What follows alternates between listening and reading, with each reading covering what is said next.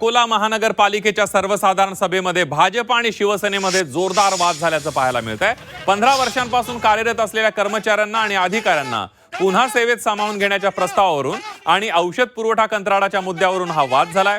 सभापती विजय अग्रवाल आणि शिवसेनेचे नगरसेवक सागर भारुका यांच्यामधला वाद चांगलाच चिघळल्याचं पाहायला मिळालं। वाद वाढल्यानंतर सागर भारुका यांना सभागृहातून बाहेर काढण्यात आलं। मात्र मनमानी पद्धतीने दिल्या जाणाऱ्या कंत्राटांविरोधात आपला लढा कायम ठेवणार असून संबंधित कंत्राटावर स्थगिती आणण्याचा इशारा सुद्धा त्यांनी दिलेला आहे।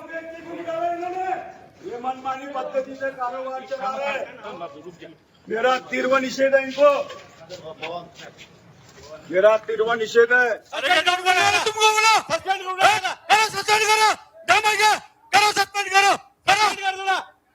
चलो बाहर लोग मनमानी कर रहे हैं। जनता की फसवणूक हो रही, जहाँ फसवणूक होंगी वहाँ बाळासाहेब का शिवसैनिक सागर भारुका जनता की इतना आवाज उठाएंगे। मैं जाहिर निषेध करता हूँ सभापति का, इनको इनके मनमानी पद्धति से महानगर पालिका चलने दो। इनको बोलने वाला कोई नहीं होना। ये जनता की फसवणूक। सागर भारुका यांनी मागच्या मीटिंगमध्ये ते बैठकीतून चालल्या गेले होते। त्यांनी त्या विषयावर चर्चा केली, त्यांना मी चर्चा करू दिली। त्यांना सांगितलं की मागच्या बैठकीची चर्चा आता होऊ शकत नाही, मागच्या बैठकीचा विरोध आज कसा नोंदवला जाईल।